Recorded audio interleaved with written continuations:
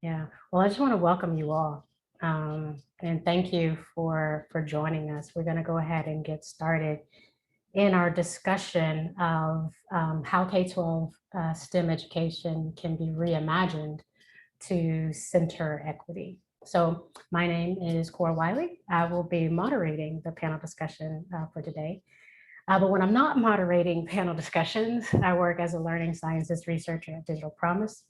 And prior to Digital Promise, I spent a little over 10 years as a high school biology teacher serving students across the state of North Carolina. And it was that experience teaching, as well as my professional experiences as a STEM researcher, that's really made this topic of equitable STEM education of great interest to me and a central point of my own research. So we have a lot of ground to cover given the scope and importance of our topic. And so I'm going to share my screen just to guide and frame the discussion a bit. So when we there we go. When we think about equitable STEM education, there's a lot that, like I said, that can be covered. And so our panelists today are going to really help us navigate that terrain. So they each bring varying expertise that are at different levels and across different dimensions. And some of those levels and dimensions include issues at the level of the whole society, as well as exploring the educational systems. And I put that in the plural, recognizing the diversity of the educational systems. And then all the way down to the level of students. So examining this issue of equitable STEM education, realizing that that topic touches on a number of other topics, kind of at the bigger picture issues of social justice and community partnerships and how that might be an area for reimagination, as well as technology and teaching and assessment. And then central to the work, the learning of STEM and what new learning there needs to be. So this is the scale. These are the topics. You've recognized that, you know, there's a lot that we're going to need to cover in the hour, and an hour is not nearly enough time to do it all. But these topics in this framing will guide our conversation. But I do invite you all to use the chat as a way to engage the conversation so that it can be dynamic. And so I'll keep an eye on that chat and pull some of you all's comments and questions into the conversation with the panelists. And so to that, let's introduce our panelists. And so just to give you some framing of our time together, we'll start with these introductions, and then we'll discuss a few questions related to the topic area, and then invite questions from the audience. And from there, we'll continue the conversation offline throughout the rest of the meeting period. So with that, let's begin with the panel introductions. So we'll just move in the introductions from left to right and then down, starting with Dr. Lama Jaber.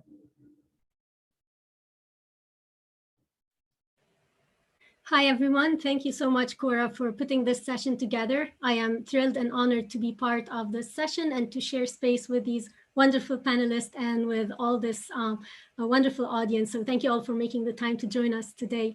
I am faculty in science education at Florida State University in the School of Teacher Education. And my work has primarily examined learners' engagement in science spaces, and particularly classrooms. In that, I look carefully at the kind of emotional experiences that students have when they are provided opportunities to engage in scientific explorations, and how those emotions and feelings become entangled with particular epistemic practices and epistemic attunements and orientations to the discipline.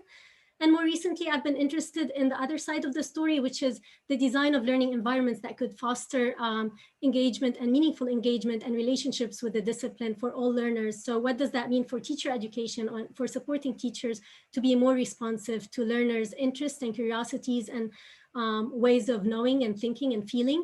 And so I've been looking at thinking about responsiveness and how can we support teachers' responsiveness with the lens towards cultivating their empathy to students' learning experiences. So I come to the work of thinking about equity or equitable STEM instruction more from my work in the classroom and examining and studying interactions in the classroom. So I take more of the micro lens, and when we look at the micro interactions, we cannot but see manifestations of longstanding histories and power dynamics that manifest in the classroom and take shape and enable or exclude certain students from being active participants in the discipline. So the lens I will take is more the micro lens of classroom interactions. Thank you. Thanks, Mama. Michael?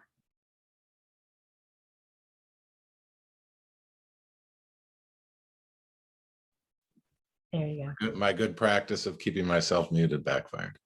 Hello, everybody. Thanks for having me. So my name is Michael Kreisman. I'm a professor in special education at the University of Massachusetts at Amherst.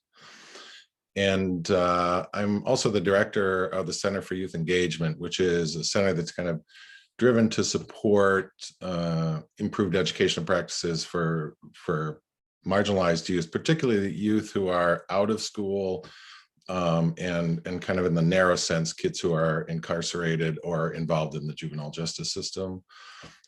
So for me, I think, equity in STEM education is really focused on how do we expand and improve the capacity for systems that don't necessarily function well in an educational system already, to really reignite and reinvigorate kids who've been throughout their careers often marginalized from educational experience.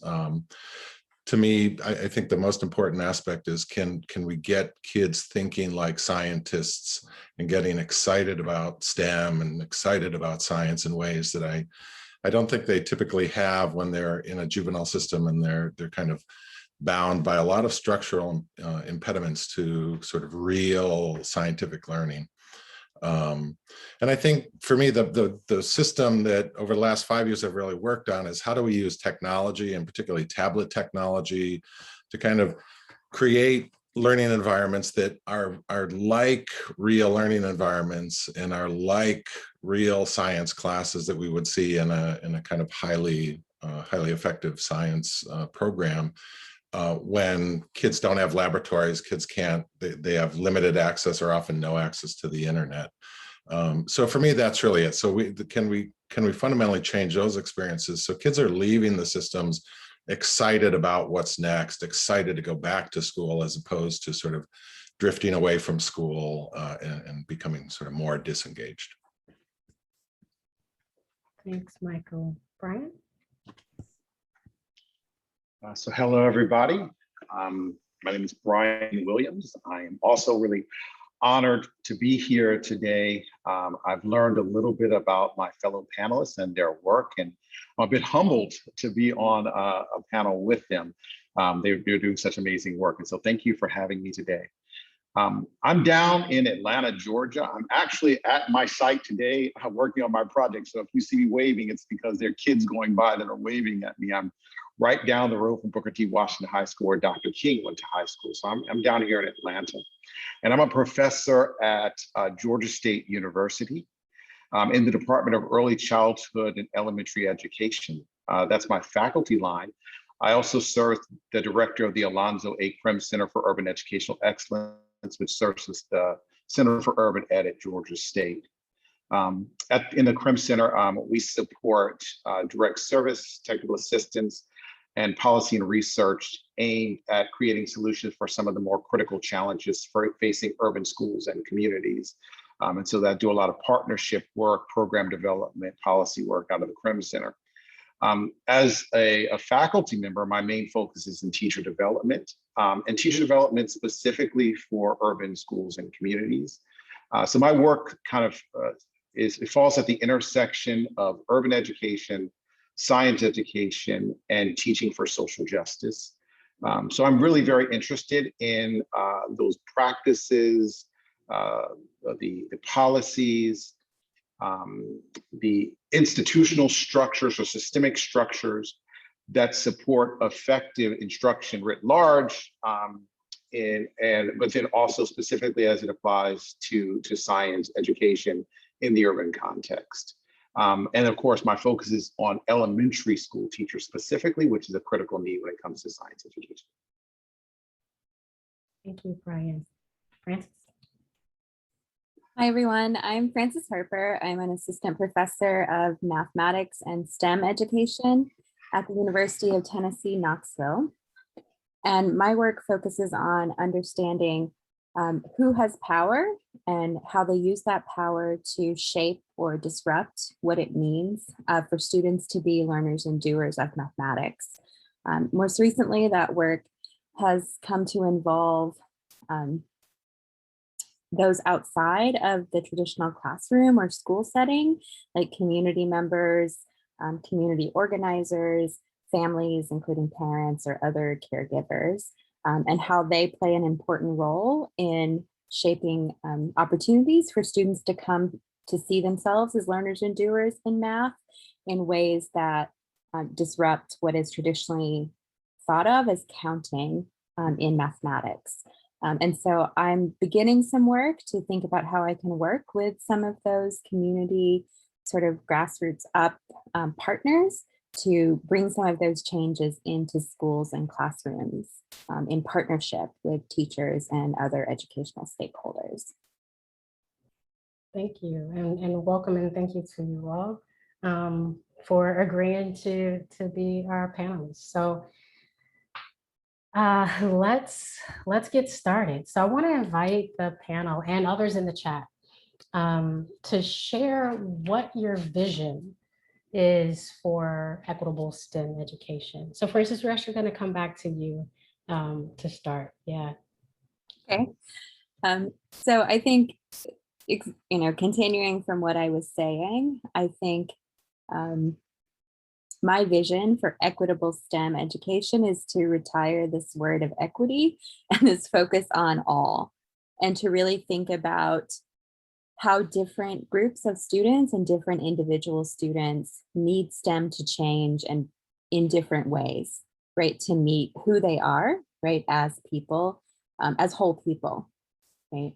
With their cultural background and their community-based experiences, their racial identities, their linguistic knowledge and background, right? So I think lumping everything in together is not the way to go about change. That change really needs to be very specific to the needs, right, of different racial, linguistic, gender, right, and so on groups, right? And I think ultimately looking to those outside of the traditional education stakeholder sphere to think about how can we learn from those who have firsthand and expert experience in what it means, right, to be a person who belongs to a particular group identity in a local context, right, to speak to what STEM education needs to be and needs to include to serve the best interest of students in that community.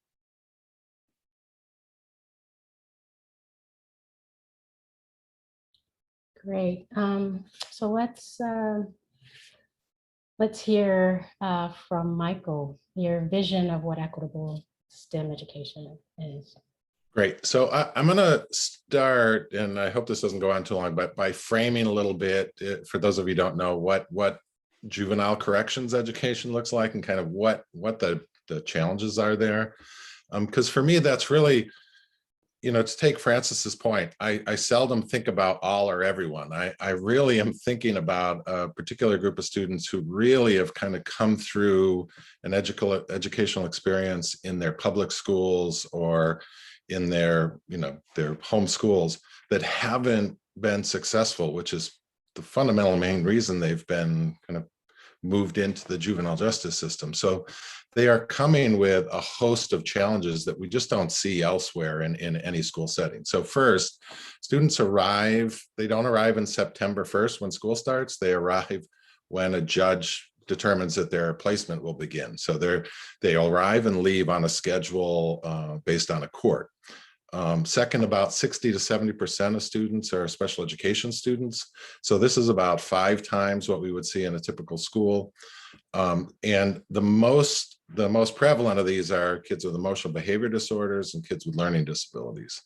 Third, they come substantially behind in basic skills, oftentimes 4 to 6 years behind their same age peers. And those that particularly impact them in science education are reading and math, where they don't have the necessary skills to sort of participate actively and independently in kind of the verbiage used in STEM education. Fourth, they often have few or no credits. So they're also working at a pace to try to get them towards graduation and not towards learning. So this is sort of credit, accrual has replaced sort of authentic learning. Fifth, they don't have labs, they don't have equipment, they don't get to leave and go outside and do a trip in nature. So they don't get these sort of authentic experiences, which we would expect in science. And then 6, which I think is potentially the most important, is they're just missing most of the background knowledge necessary to participate meaningfully. So I'm not sure if you're all familiar with anchored instruction, but they lack the anchors necessary to sort of add new information onto. So it's sort of just coming and resting in sort of, barren ground. So for me, I think, what's happened inside these systems has been a reliance on what they'll call individualized instruction, but that really means targeted what the kids need and giving them worksheets and workbook and textbooks and sort of letting them work independently. And I think the 2 things that happen there is, first, I think it's incredibly demeaning. It's not the type of instruction we would hope any of our kids are engaged in. And I think high school students who are really thinking about the future, it doesn't look like a future that's exciting or engaging. And second, I think it really turns them away from science when you think about all those kind of characteristics of the kids that have been, that are already existing barriers. When we put in front of them the sort of worst instructional experience possible for those students, they just go further towards disengagement. And so to me, equity really means, how do we bring back that excitement of learning? How do we change this from a rote experience into an experience of authentic participation in meaningful science activities? And I think technology does become one of the ways we can do that in these settings, because we can create real storytelling. We can use media and storytelling to kind of prepare students and give them a lot of the anchors to build their work upon. We can use simulations, which are now really pretty amazing. And we often see these even in things like medical schools, where we're using simulations prior to doing some really kind of applied work with, let's say, bodies or things like that. A lot of this is now virtual work. And so for me, it's how do we give that experience to those students so that they don't feel like education is something that's just getting them further and further away from where they want to go, which is what I see with most of our kids. They get that education is important, but what is in front of them doesn't feel like science. It doesn't feel like math. It feels like another activity that's kind of removing them from wanting to participate or engage. Thank you, Michael. Lama, what's your vision for what equitable STEM education is? Thank you. Well, it's inspiring to hear all the different approaches and perspectives on the question. And I just want to acknowledge the awesome and inspiring and powerful work happening in the community and among scholars, including all the references that are being cited here. So thank you all for orienting us. I think we all can learn and expand by engaging each other's thinking. To me, the question in many ways the answer to the question connect to what Francis and Michael have been saying in terms of creating spaces for learners to feel that they are dignified, or that they're spaces that affirm their dignity and their humanity. So how can STEM classrooms be spaces that challenge and disrupt particular acts and norms, and that have traditionally and historically marginalized particular students and reproduced injustices in terms of the oppressive power dynamics that emerge in classroom interactions. And that brings to me different kinds of questions to consider, including, and I think I've been thinking about this question, thinking what come to mind when I think about the interactional level between teacher and student and student and student. And one question that comes to my mind is, what and whose ways of knowing and lived experiences and concerns are being heard and privileged and acknowledged in the classroom? And so what does it mean to open up classrooms to allow for heterogeneous ways of thinking, of being, of talking? So coming back to the linguistic and cultural resources, but also of feeling, what are allowed in those spaces in terms of acknowledging students' different ways of and varied ways of and cultural and experiential resources that they bring to the table. And I think that also requires from the teachers a stance of empathy and humility and curiosity to first confess or admit that they might not know their learners. And so before making assumptions and judgments about them, how can they come to inquire curiously about them so that they can open up spaces, not only to allow the students to bring up resources, but then teachers can be responsibly leveraging and building on the various assets that the students bring to the table. So one is opening up classrooms to allow for heterogeneous ways of knowing and living and being. And second, the question of who is allowed to thrive and who is supported to thrive in the classroom. So that brings to me questions of power, as Francis was talking about, who is a doer and who is a somebody who can engage in the disciplines of STEM productively. So what does it mean to have an intentional eye for and noticing of issues of power and marginalization that may emerge in the classroom? How can a teacher keep an eye on dynamics that may be excluding particular students? And how can teachers use their discretionary spaces to make judgments and choices that allow for all students to, or that problematize, and trouble whenever there are those issues of power that emerge in the classroom. And lastly, I would say that connecting to Michael's point, I think sometimes we overlook the importance of feelings as part of the rights that learners may have, that learners should have in engaging in the discipline. So this brings to me the question of who is allowed to, and what opportunities are provided for learners to experience the joys and pleasures of seeing themselves as sense makers, as agentive, intellectual human beings who can participate in constructing knowledge and who can act on that knowledge in ways that are relevant to their lives. So in that, I see this notion, and I was at the talk earlier with Dr. Vakil talking about the importance of thinking about relations, building meaningful and fulfilling relations with the disciplines. And so how can STEM instruction support that development of meaningful, fulfilling, and empowering relationships with the discipline, where our learners can experience the various powerful emotions that emerge in sense-making and can feel that they can act in ways from those relationships with the discipline in ways that can inform and support their lives in empowering ways. Great. Thanks, Lana. And I just wanted to call everyone's attention to the chat. There are a lot of resources that have been put in there. I've been capturing them, and we'll link to them on the session page as well. So do keep making use of that chat. Brian, your vision of what equitable STEM education looks like.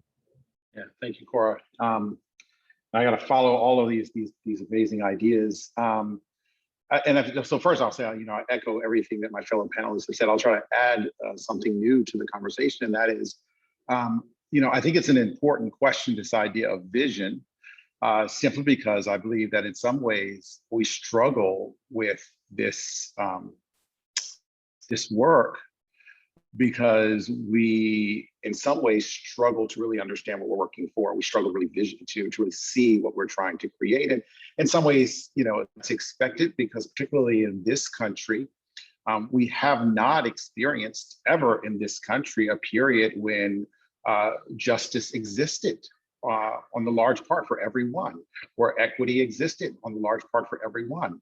And so in so many ways, that is our norm. Inequity, injustice, oppression is our norm in this country for so many people. And so it's very difficult in some ways to envision something different. And so, the question, in some ways is about, is it transformation? Is it disruption? Does it mean we dismantle and we start again? Because we have to realize that in so many ways, the public school system was birthed in this country. Our public school system was birthed in this environment of injustice and inequity.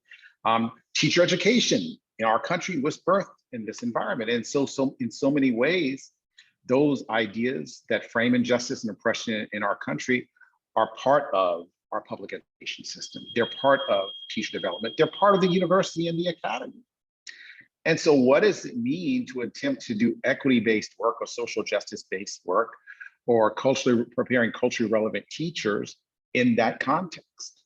And so I think this idea of us being able to step back and really say, what is our vision, understanding that we've never seen it before?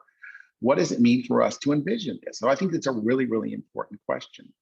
And so for me, thinking about specifically public education, my goal for public education and the way I think about it is it should be a space where our children's potential can be realized. I mean, I think about it that simply, that as human beings, and I think this construct of childhood has created some opportunities for us to even oppress our children, right? Because we look at them as being kind of less than human until they become 18 years old, and then we give them access to their humanity.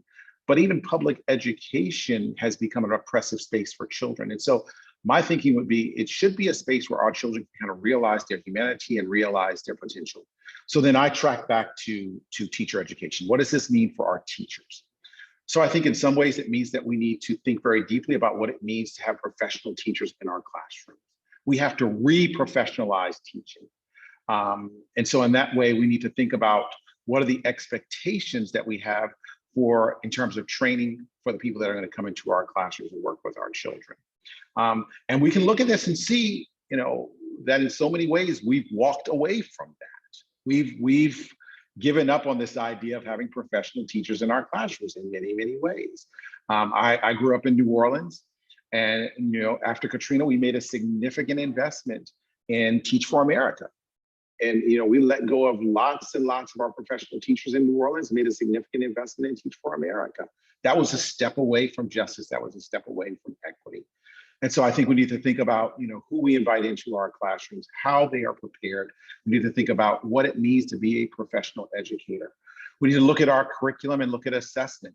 Are our children seeing themselves in the curriculum? Are their histories and their cultures represented in our curriculum, in our schools? Are we preparing our children for the workforce, or are we preparing our children to be human beings, engaged and active human beings in their world? Right? In so many ways, our public school system has become workforce development. And so I think that there are, once again, some really critical things that we can begin to do. But I think, Korah, your question really asks us to begin to think about this idea of imagining something we've never seen before. I think the last piece, and I'll end with this, is that, and this is something I've begun to think about, is that the other part of this work is that there's always kind of this resistance. Historically, there's always been, we're seeing it right now, right? This idea of these attacks on critical race theory, for example, as a framework. So we're seeing this resistance right now. And so I'm struggling right now with this idea of what does it mean for me to do this work? Because in so many ways, I've done this work based in resistance and not necessarily based in things like justice, liberation, right? And that's part of it, but I'm always walking into spaces ready to kind of resist. And as opposed to saying, hey, this is my vision of what I'd like to create. How do I work toward that? And I think your question is challenging to think a little bit more about that as well, Korah. How do we even come into this work for justice and equity? Yeah, thank you for that, Brian, and others. And so to build off that, given the richness and the need and the opportunity that's there, what do you all see as the levers of change within education and the system of education and the systems that are peripheral to education that can make the goal of achieving equitable STEM education possible. And then how can those things be leveraged and reimagined to achieve equity in STEM education? So we're going to circle back to Lama. What do you? Yeah, so thank you, Korah. I think that question flows nicely from what Brian has been just talking about on multiple levels. So I'm going to take just a quick kind of response and leave space for others to add too. But the question of teacher education and how can we support teachers? What is the role of teacher education programs, and how can we think about teacher education as one of the entry points towards, or one lever towards achieving a vision for more equitable STEM instruction? So I think thinking about the population of the teachers and who are they, and what kind of knowledge systems they have been what's the word I'm looking for? What has been the dominant ways of thinking and knowing their own experiences and epistemologies of what science or math as disciplines are, what notions of success, what notions of abilities are. So how can we expand those things and problematize and kind of open up those spaces in our teacher education programs? And also, how can we think about recruitment in teacher education so that our teacher education workforce really represents what the classroom? And that is a question that is definitely historic, like has historical legacies and political legacies that raise it. It's not haphazard that we have a situation where our classrooms and our teacher workforce is not representative of the student population in our classes. So, and that I think is really important, both in terms of thinking about representation that others have mentioned, but also in terms of thinking about knowledge systems and epistemologies and opening up classrooms in more expansive ways to allow for those kinds of things. And I'll also bring back something that I just heard from the other session on civics and the role of thinking about opportunities that exist in terms of interdisciplinarity or interdisciplinary ways of thinking, and how can we think of STEM as a discipline that is civic and that is an ethical based and civic based STEM education. So how can we think within teacher education, but also more broadly in research and in our work, that how can we design for STEM that takes up issues of ethics and issues of civics more centrally and more fundamentally in radically different ways, so that we can acknowledge that teaching and learning is political, and we cannot just let the politics outside of the classroom. Like the example, it was brought up in another discussion earlier today in one of, I think it was at a poster discussion, my poster discussion maybe, but the example, for example, from Angela Calabrese-Barton and Edna Tan's work talking about rightful presence in that framework of thinking about what does it mean to re-envision instructional spaces, and how can we support teachers to be able to have those dispositions as well. So when moments in that interaction with Amir, a Black student, 12-year-old, thinking about, I don't know if people know that example, and I can link it up in the chat, thinking about forensic and the teacher focusing on, oh, now we're going to use the evidence to support the claims about who's the crime, and so tracing back the crime through the evidence. And the Amir says, well, but unless you're Black, because if you're Black, you're always convicted. And the teacher at that moment kind of nods and said, yeah, we can talk about this outside of this classroom. For now, I want you to pay attention to the evidence. And then, yeah, but we can talk about it outside of this space. And the teacher reflecting back that he didn't want the student to think that science is a space, that the politics can be discussed outside of science, but this is not the space for it. And the student never came back to talk about that, right? So what does that mean for thinking about STEM that is meaningful, that is relevant, that is a venue for social justice, if we are not acknowledging the politics, if we are not acknowledging the need to ground STEM in ethics and civics discussions? Thank you. Yeah, thank you. Yeah, so Francis, let's hear your thoughts. What do you see as the levers of change within the system, and then how those things can be leveraged and reimagined for achieving equity in STEM. So I think, of course, teachers are important levers for change, but particularly in thinking about diversifying the teaching force, that's something that we've been trying to do for a very long time, right? Unsuccessfully for many reasons. So I think looking to other spaces where there are already teachers, right, who identify, right, as Black or Latinx or Asian, or, you know, in ways that we don't necessarily see in our public schools, who are invested, right, in the education of children of color already, right? So we don't need to recruit them, they're already invested.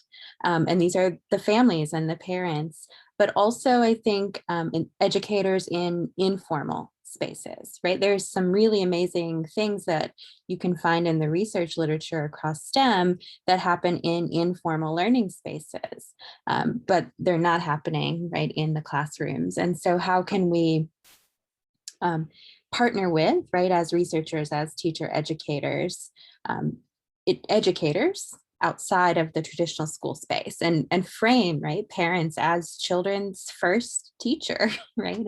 And parents and community educators are likely more practiced, right, and more expert in having these conversations that Lama was just talking about, right? So when a student brings up, right, like, well, that's not the case if you're Black, right? Like, Black parents are having that conversation with their children already.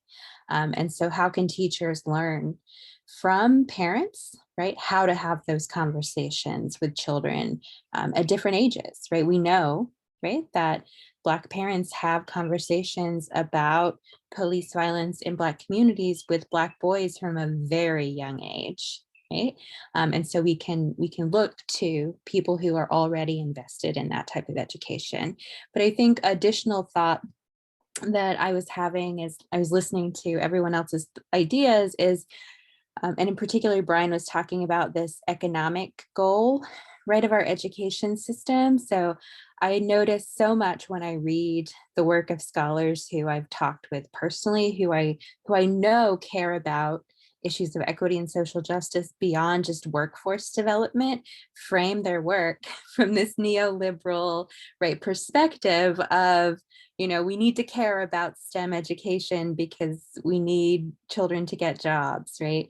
And so I think we have to decide, right, like as a field, to change that narrative and to not require people to frame the rationale for the work that they do, right, with that workforce development argument. And so I know I've done it myself, right, in the NSF proposals that I've written that have been funded, right, there's a workforce development framing.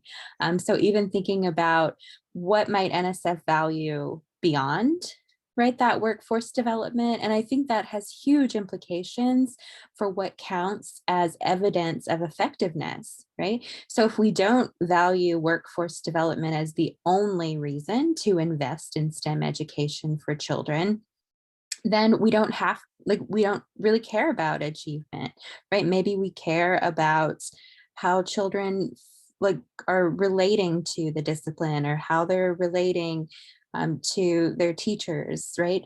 How they're feeling emotionally, or I think how they're reasoning like civically, right? So as Lama said, I think that presentation I went to earlier too about civic reasoning and discourse, right? If that's why we value STEM engagement, that might not show up in some of the traditional measures that we use for the effectiveness of a project. And so I think there are some ways that we could start from the top down also to reframe what it means, or what is the value, right, in focusing on equity and social justice in STEM education. Thank you. Francis, Brian, your thoughts, levers and changes, and how to leverage them and reimagine. Yeah, I think I just want to put a kind of a check mark by Francis's last statement there, because I do think that there are organizations that are sitting in positions where they can actually drive change, a lot of change, right? So the reason that Francis put workforce development in her grant is because she wants access to those resources. And if organizations like NSF said, you know what, now we're going to ask for us to think about things like science for children to use in their communities to address challenges in their communities, then all of a sudden we'd have more and more people focusing on that type of research and that type of work. And so I agree with that. This idea of let's use the power that we have to kind of create changes, even if it changes to the narrative. I think the other thing that we can think about is, as universities, as foundations and other types of institutions that are creating knowledge. I mean, I think in some ways, the culture of our institutions also needs to be interrogated. We need to think about how the culture of our institutions actually contributes to the problems that we're facing, or how they can actually create solutions. So for example, we train graduate students to get very narrow, to find their space and to kind of work in it. And that may be great for a line of inquiry with regards to your research, but what it does is kind of silence you. And it limits your ability to connect with other people and build in significant ways. I'm talking about movement building, right? And so that's not something that we talk often about in the academy. Is like, oh, what would it mean for us to have a movement that's grounded in the academy around equity in science education? I saw somebody put in the chat, I think it was Korah that talked about, this work is political. I mean, it's very political, but yet and still advocacy and activism is a bad word at a university campus. And I was actually told that, that we don't use that word activism here. But I think if we're thinking about the impact of our work, most of us want the impact of our work to go beyond how many citations we have for our latest article. We want our work to be impactful in terms of it transforming lives, it transforming public education, it creating change in our world. So one of the things that we can leverage are partnerships with other organizations that maybe lie outside of the academy or outside of a space like NSF, where people are doing this amazing work. And I think also this idea of building networks among ourselves where we begin to work together. For many of us that are engaged in social justice work, we find ourselves in kind of lonely spaces at our institutions. How can we begin to work more strategically with each other across institutions and with institutions that are not necessarily the academy or a space like NSF, because I think there's power there. So I think that's one of the ways that we can really, leverage those relationships to create change, lasting change. Awesome. Thanks, Brian. Michael, what are your thoughts on the levers of change and how to reimagine for equitable STEM? Yeah, so I'm going to start by kind of going back to Lama's story about the forensics case, because that took a pretty hard right turn for me, and I was like, whoa, I wasn't expecting that, and it took an even further right turn in the response to that, because I think about this as forensics is only as good as the science behind it. And I would think that scientists are always thinking about, how do we advance our knowledge? How are we how are we understanding new information in new ways that give us more kind of understanding of what we can accept as a fact? And your story to me should have led to the teacher saying, aha, this is the very type of thing we should be exploring. Why might this be happening? How does that help us understand evidence in different ways? What do we mean by evidence when it isn't kind of leading to the outcome expected, right? That I was expecting that to be the storyline. And I think instead what you found was a teacher who was very inflexible in ways that seemed inconsistent with what we would want from science. And so that kind of leads me to, I think, one of the biggest challenges I have, and one of the, I think, the leverages of change is, I was very excited when NGSS came out. I was very excited with the focus on practices. I was very excited in this notion that we were thinking about science as being like scientists, as opposed to, curricular frameworks that were, 250 facts that we then tested you on and determined whether or not you had memorized those. And unfortunately, what's happened, I think, is the curriculum just incorporated the NGSS elements as needed, but we didn't see the curriculum fundamentally change. We just saw it incorporate in the appropriate places the new standards, right? And in fact, I think that the thing that really needs to happen is I think curriculum needs to be redesigned from the ground up, starting with the standards. And I think that then addresses a lot of the issues brought up here, including, is this relevant to me? I think when we look at what's kind of dominating in science texts, it doesn't seem relevant to very many of the kids who are engaged in the learning process, nor does it seem very relevant to the teachers who are engaged in that, in the instruction behind it. So I think if that were to take place, I would also say thinking about how we redesign curriculum so it's more tightly bound and tightly integrated with assessment, so that assessment and learning become interchangeable. What's happened, I know, in the assessment world is assessments have become more and more fine-tuned. The work you can do in the assessment field is extraordinary, but learning and instruction haven't caught up to that. It isn't operating in the same level. And I think technology provides us with ways to really do that. And the last piece I would recommend is we should be preparing students to look at their own assessment data, understand what that assessment data means, and how do they kind of use the assessment data to advance their own knowledge, skills, and practices. Right now, it's a divorced system where we have, like, you do an assessment, it disappears. Sometime later, somebody gives you feedback about it, and usually you aren't even sure what that feedback was about, especially when you didn't understand the answer or the question. And one last piece around that assessment is there are just lots of different types of assessments we should be using. When we think about colleges and the way we expect our college students to demonstrate their knowledge, it usually isn't a multiple choice test. It's usually something that's open-ended that gives them an opportunity to really express their own knowledge and understanding of something. And I think if we did that, we would start to understand that kids know a lot more than we know they do, but we don't know how to measure that as well as we think we do. Really, really great ideas and challenging ideas and inspiring ideas. And I really appreciate everyone for sharing your stories in the chat, offering your comments, offering additional resources. And so what I want to do is actually pull a question from the chat and have the panel respond to it. So it's a question, what does it mean to think like a scientist, and how is injustice baked into what that means? So I'll put it in the chat for everyone to see again.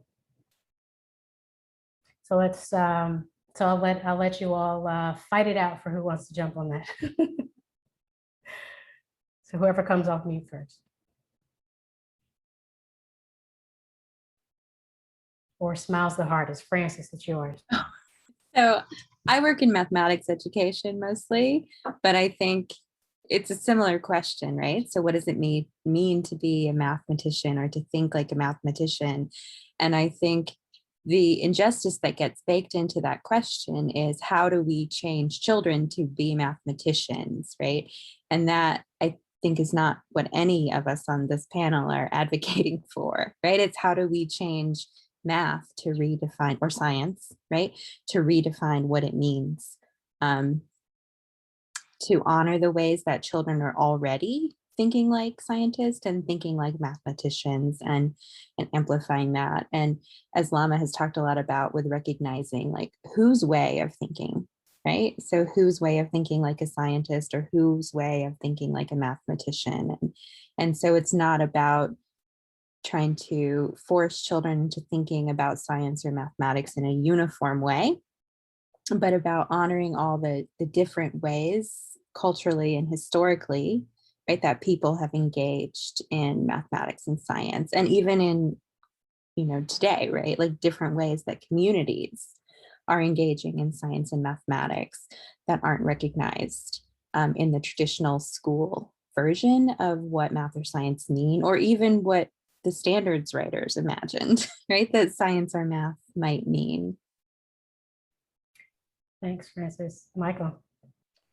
Yeah, just one piece to add to Francis is, I think thinking like a scientist really, to me, means it's making meaning out of information. And I think what we've failed to do is go past the information as the end point, right? It's, did you learn the information? yes or no, that's the endpoint. And I think we need to be moving towards what is the meaning, like, how do I take this information and make something out of it? And I think when we do that, it applies all across the board to all sorts of ways that we think, from a legal perspective, I think, to, getting back to Lama's kind of amazing story there, right? That idea is something I just don't often see.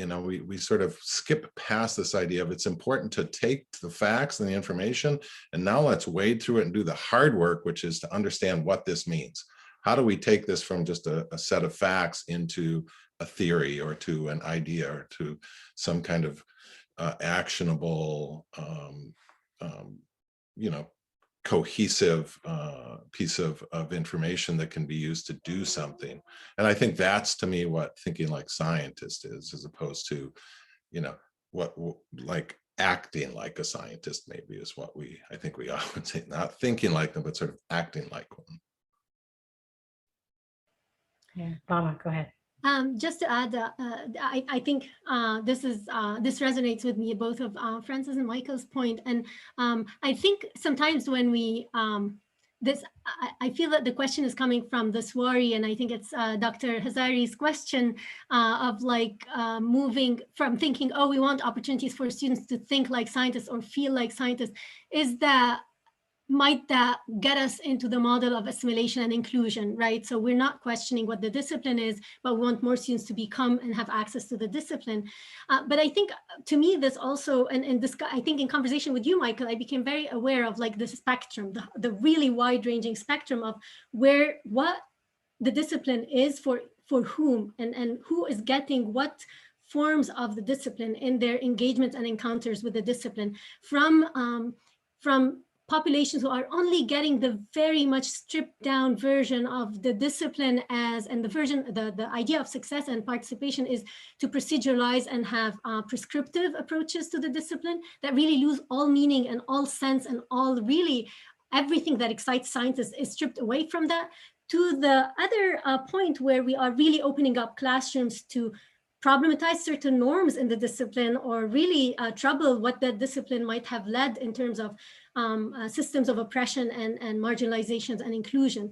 And the more maybe the middle, which is very pervasive, which is kind of a combination where people are trying to get beyond just the very procedural to engage in some practices, but not yet getting in real conversations with issues of social justice and equity. So to me, the question brings up this idea of the spectrum and thinking about different people and their different children and their encounters with the different, where is that situated?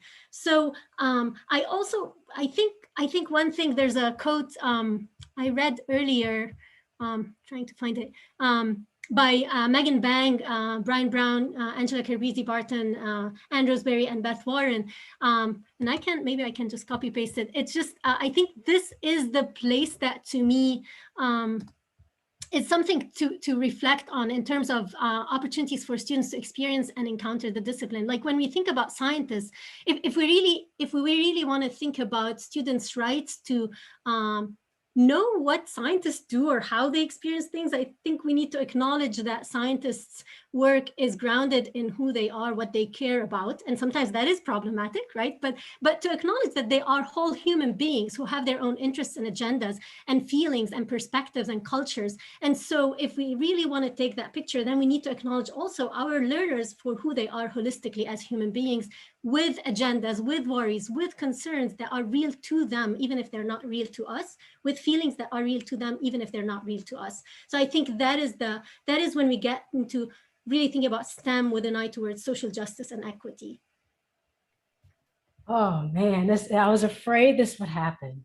Such great discussion and ideas and just wanting to go, but I do believe we are nearing the end of our time. Brian, if you wanted to hop in for a quick 30-second to minute, response to that question of what does it mean to think like a scientist and how injustice is baked into it, we have some time. No, I mean, I think that there's nothing I can really, I don't know if there's anything new. I mean, I think that for me, in terms of teacher development, is helping my teachers to think more broadly about what it means to be a scientist and who is represented in science. So one of the things I'll do very early on in terms of teacher development is just ask them, talk to me about who are the scientists that you know, and they very rarely name people that are embedded in the community. They tend to name dead white men. That's who does science for them. And so, my goal as a teacher educator is, how do I help to reframe for my teachers some of the stereotypical images that they have about science, and also who has contributed to science and our understanding of the world, because all of their ideas are also rooted in Eurocentric ideas of science. So very rarely do they think about indigenous science, or very rarely do they think about science that's rooted in communities and cultures on the continent of Africa. I mean, they don't even know. It's outside of their sphere of understanding. And so in so many ways, I know they're going to go into schools where they're teaching children, and in Atlanta, it's mostly Black and brown children, and they're going to teach a science that's not in any way representative of the cultures in those communities. And so, for me, with this question, is I think about it from a teacher education perspective: is how do I help prepare teachers that can present science and scientists that are actually more relevant, indicative, and connected to the communities in which they're going to be teaching one day. Wow. Well, we are at the end. You made it. Thank you.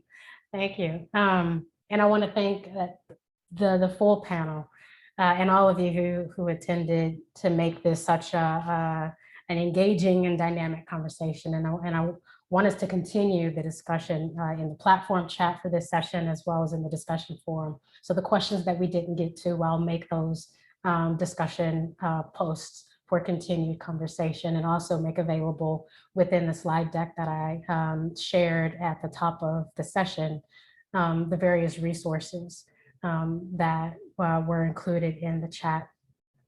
And I encourage you all to read the articles that the panelists that have posted in the file section of this session page. So I hope you have a fantastic rest of your PI meeting, but most importantly, as leaders in the field, let you join our panelists and others to really make equitable STEM education a reality. So thank you all, and I hope you have a good rest of your day.